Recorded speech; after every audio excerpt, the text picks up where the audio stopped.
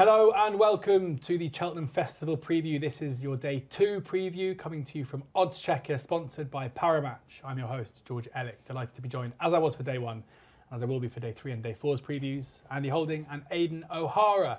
But before we get into Wednesday's preview, Emma has a message about a new customer offer with Parimatch. Cheltenham's calling, and now is the perfect time to be joining Parimatch. Cheltenham Festival is one of the biggest events in the racing calendar. 4 days of top-class action with unforgettable moments. And right now, Parimatch have a belting new customer offer just for the festival. They'll also have daily super boosts for all new and existing customers. If you're a new customer, simply bet £10 on racing at evens or bigger, and you'll get a £20 free bet to use on racing. It's that simple. So whether you're lining up a favourite or hunting for a bit of festival value, Parimatch is the place to be. Sign up now, place your £10 bet at evens or bigger on racing, and enjoy a £20 free bet on us. Terms and conditions apply. You've got to be over 18 to participate, and please gamble responsibly.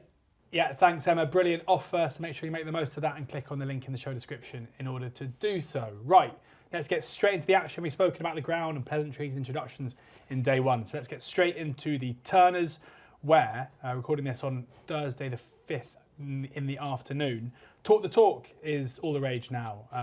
Is the 3-1 favourite ahead of No Drama This End at 7-2. Skylight Hustle 5-1, Ballyfad 6-1, King Rasco Grey 6-1, 9-1 Act of Innocence 12-1 bar those. We heard in episode 1, Aidan, that Ballyfad was a horse you liked for the Supreme. Looks like the turn is more likely. Yeah, I'd say so, yeah.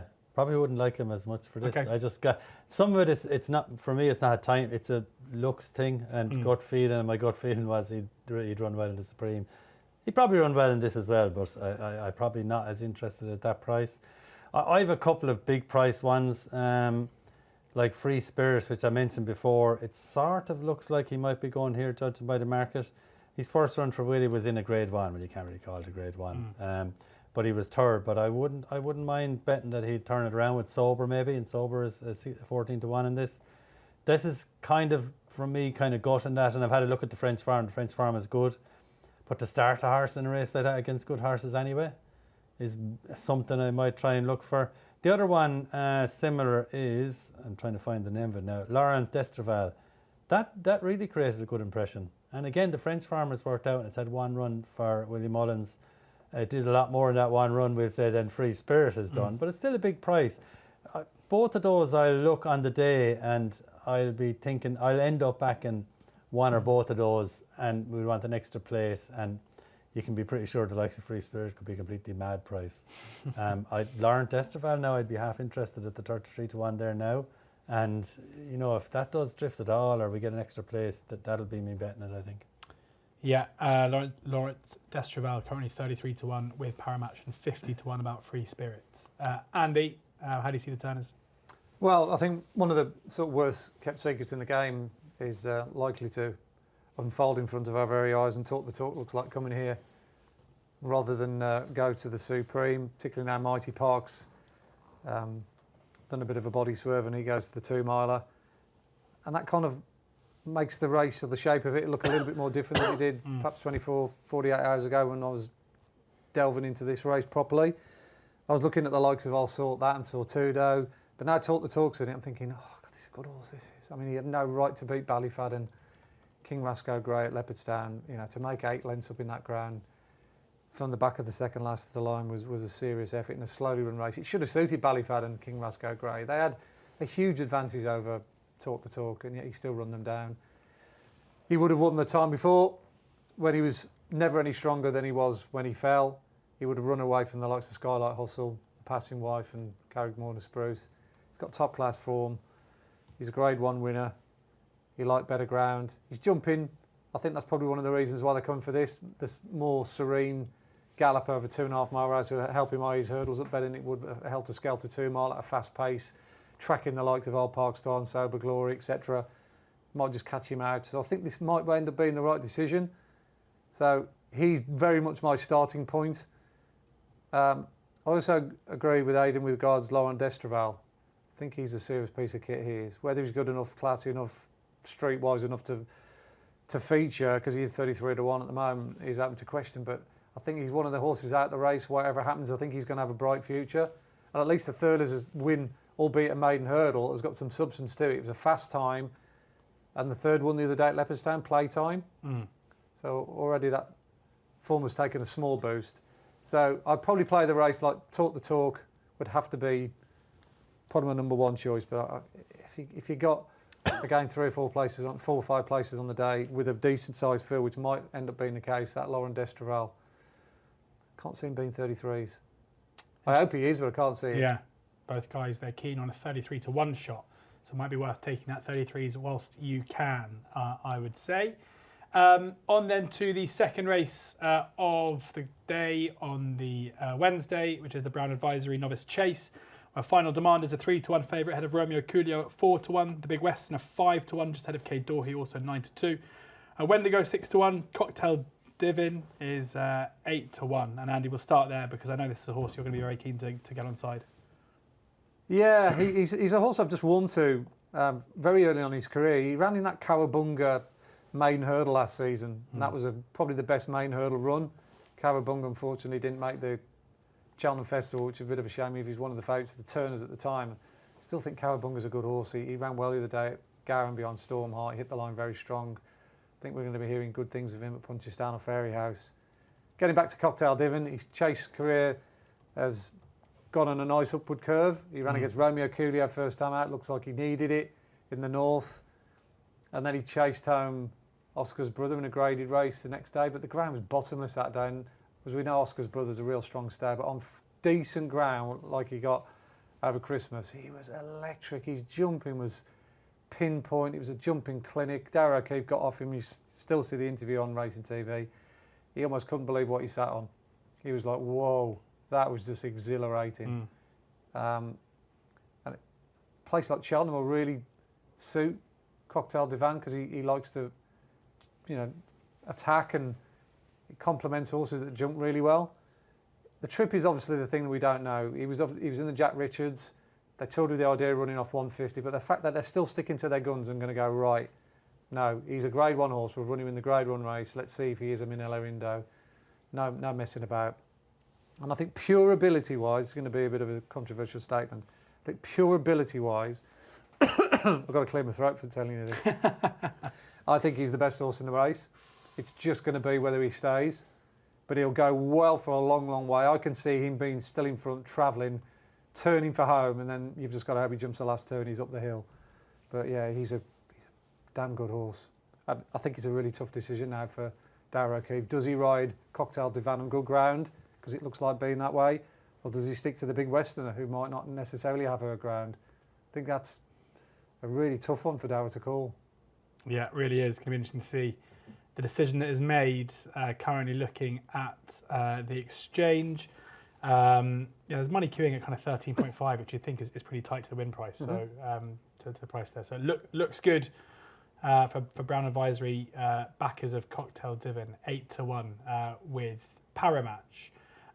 Next race on the card is the what was the Coral Cup, but now we have Stormheart as the 7-1 favourite ahead of I Started a Joke at 8 to 1. 9 to 1 is Katira, Iberico Lord 11 to 1 just ahead of the Yellow Clay at 10 to 1. 12 to 1 Kopek Demi and Jump Allen. 14 to 1 Jinko Blue, Wellington Arch came from nowhere, and a few others too.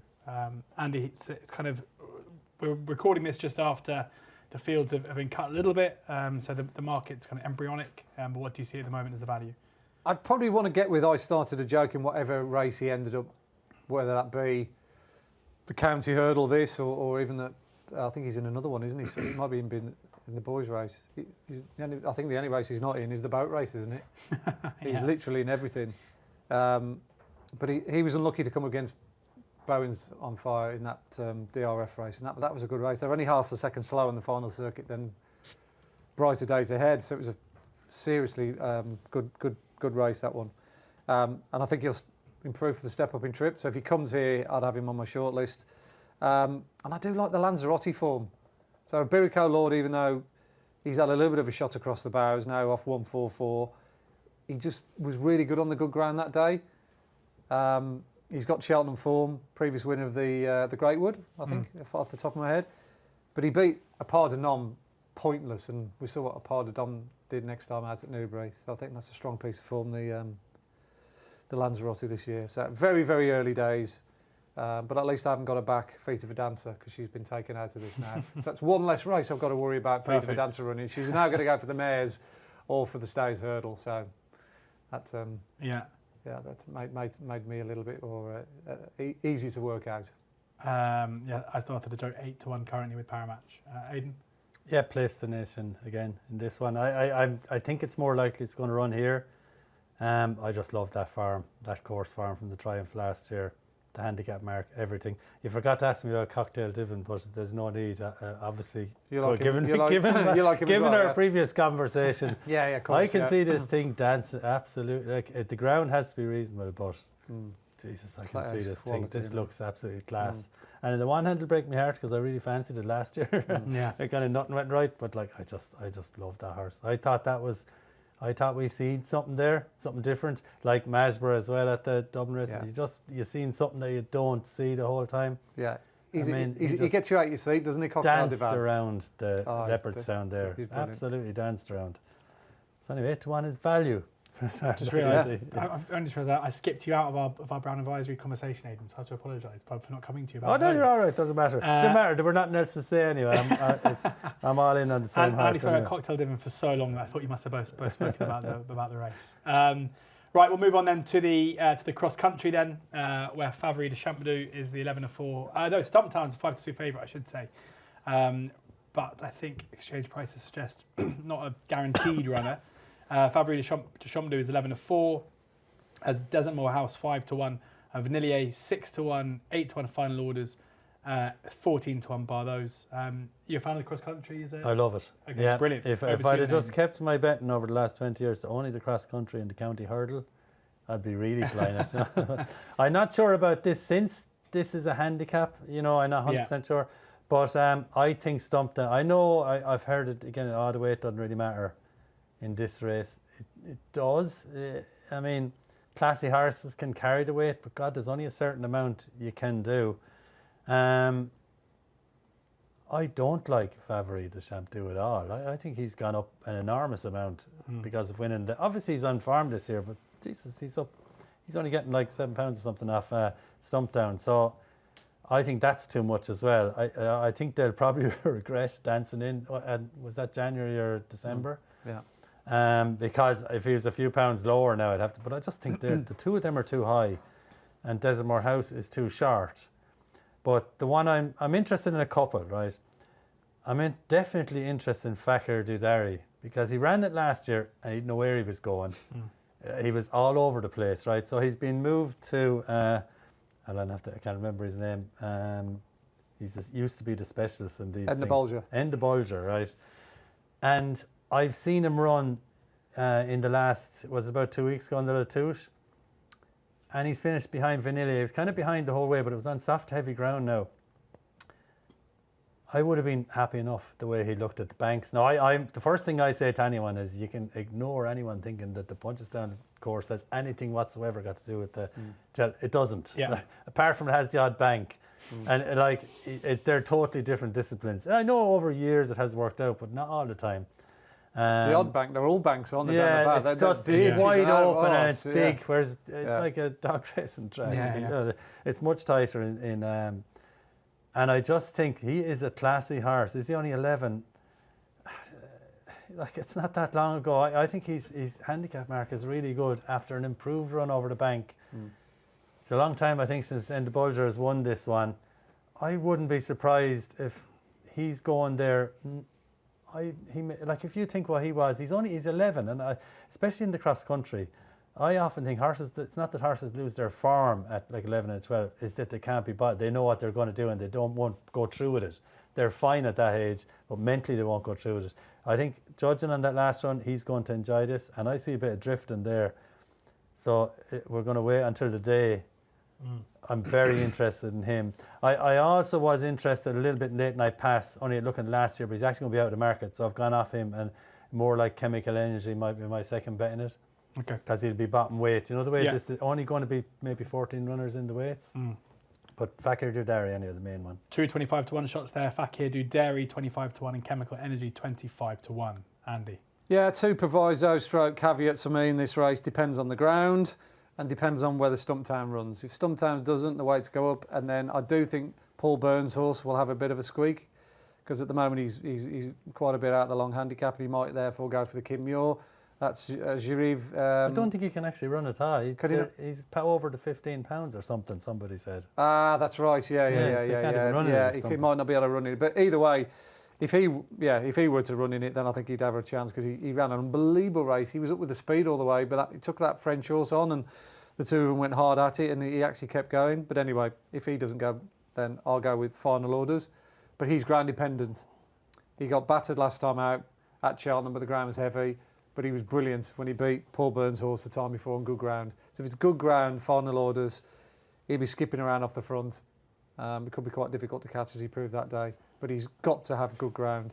Okay, yeah, Final Orders with a caveat of needing good ground. Currently 8-1, best price in the market with Parimatch. 3 more races. We have the Champion Chase now, a race that's changed in terms of the way it looks after Marine Nationale last year's scintillating winner came out. And of course, as such, Majbra now the 8-11 favourite.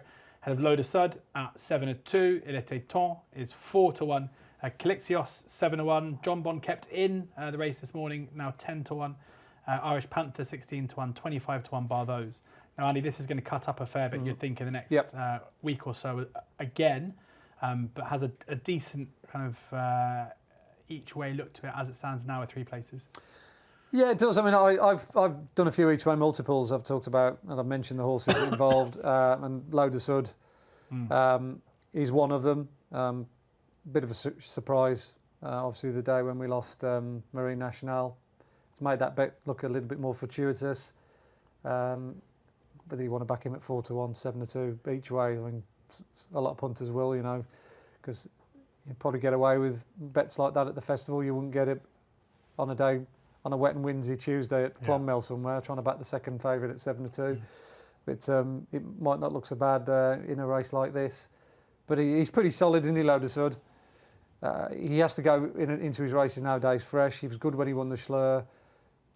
Probably had the effects of that race still in his legs when he underperformed in the Tingle Creek behind Elete Tomp. But lessons have been learned, and hopefully he'll be as good as he was back in November. So I'm hopeful that Loda Sud at least runs well enough to finish in the frame, but that's the only interest I've got in this race at all. Loda Sud to finish in the frame, Andy's selection, but as he said, shortened up markedly since presumably you were backing him. Yeah, my selection had a bit more gravitas a couple of days ago, but now it's embarrassing talking about it. No, never. Just a trumpet time. Aidan? Yeah, I've one of my things, sometimes there are certain horses that it looks like course and ground and stuff like that, and it may not be. A lot of times it's just, are they going to run, are they trying or not trying, or does it suit them? Yeah. I actually think Solness is well overpriced here, just because of like his bad run last year was still fourth in it, and if you watched it, he's all over the place. He's wide the whole time. He's trying to get the, so it went totally wrong from the beginning, right? That's not, there's a reasonable chance. I don't think it was really Cheltenham. It's just, he needs to get, not that he needs to get in front, he needs no one hassle him. He just needs to get relatively easy, go through his standard fractions, whatever. But if you look at it, he's done enough to be the second best horse in this race. If it's a day he's going to turn up. And I would have had no interest in it at all with Marine Nationale, because then you're betting on fighting for one place, really, aren't you? One place, plus the fact that the 1 in 3 times that he might be on, do you know what I mean? Or 1 in 4 times he might be on. So, but that looks a lot better when you're getting 2 places. And Masborough, who, looks to me like streets clear of these. No matter what, the Champion Chase is a bit of a killer for horses that should be holding up the last few years. Now, I think he looks totally different. I thought that was amazing at Leopardstown. I don't think it matters what fences or who's there. I think he'll probably win. But all Solness needs to do is he needs decent ground, right? So good to soft. Yeah, should get it, yeah. And what's going to hassle him at the start? And if he gets into a rhythm, he gets into a rhythm, I can kind of almost guarantee he's going to be placed in it, I think. I just, you have to look at, he's been beaten Marine National and he's had no problem. Do you know what I mean? And Calixias. So it's just down to the chance that he's going or not. And I reckon 25-1 with Marine National now on it, now not in it, and questions about every other horse in it. Calixias, who I was on last year, and I wasn't totally convinced. I thought Marine National was kind of spitting the dummy out a bit, getting down to the last, so I was getting excited again, you know, because it was 40-1. I wouldn't really have him at 7 or 8-1 now. I was happy to back it last year. I can't see him winning it, you know, but this year that was his chance, I think. But no, it's one of my. I'm pretty happy now that Solness is 25-1. I see that it could get bigger, maybe.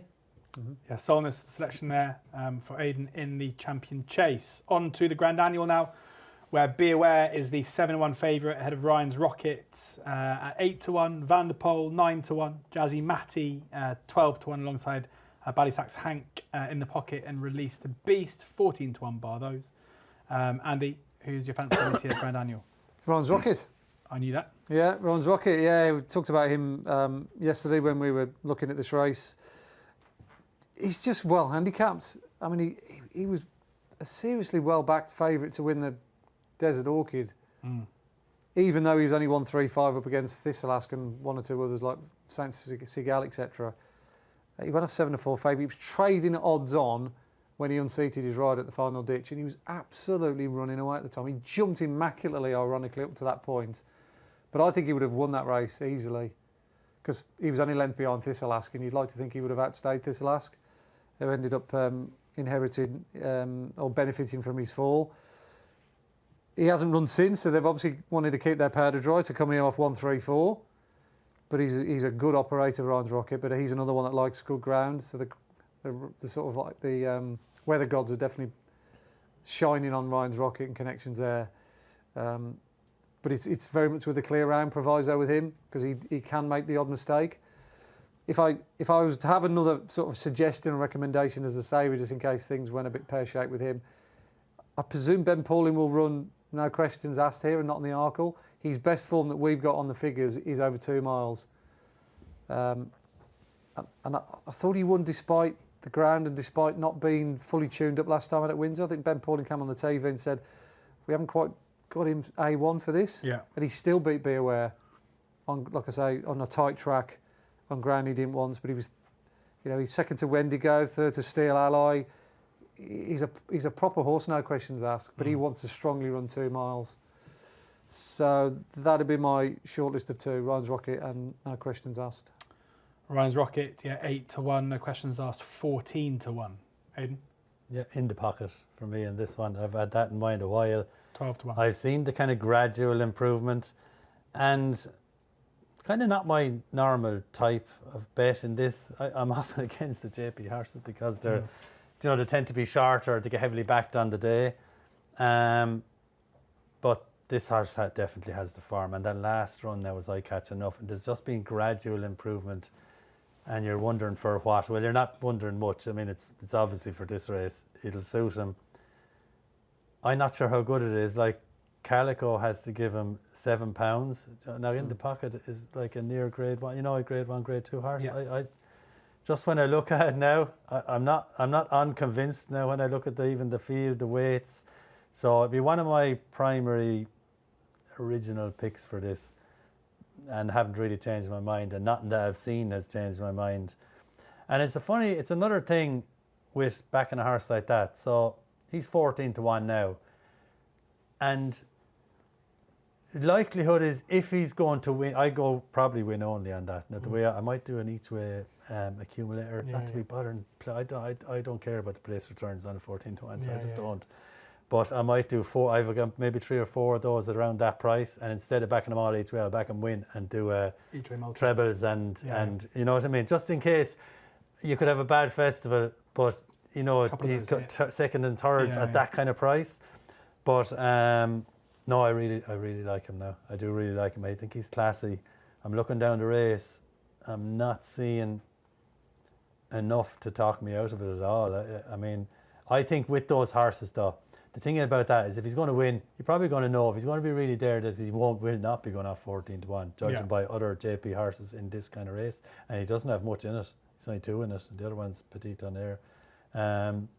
So I think it's been a plan, and if I'm right and it is the plan, I'd say he's going off favourite, but you kind of can't. If he's going to have a 28-1, you know, we'll back him each way, and you know, we want the confidence to be slightly gone, which normally doesn't matter to me. Like I love when they drift, but I have a sneaking suspicion that this is the plan for him all along, and I'm kind of surprised.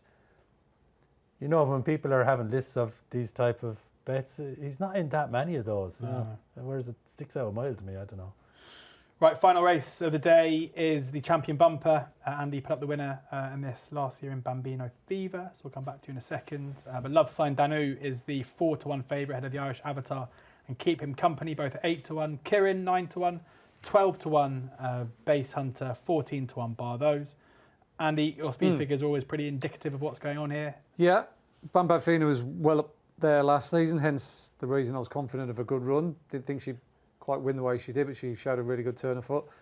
The only race that really stands out in the numbers so far this season was the race that was won by Keeping Company back at Christmas. I know Bud Fox was very strongly fancied in that. He was held up and brought with a run, but he couldn't go with a gallop. That gallop was maintained all the way to the line. It's a very, very strongly run race. And Royal Passenger ran in that. Now, if you remember Royal Passenger, what happened to her when she went to the DRF? Royal Hillsborough. Royal Hillsborough, beg your pardon. Yeah. She was the one that I put up and the 3 of us were on that show, weren't we? Got to the front, and then rather painfully, the jockey misstood the winning post for the 50-yard post. I actually don't know why they have those 50-yard posts in there. They must get rid of them because they're just asking for trouble. But anyway, that's another story.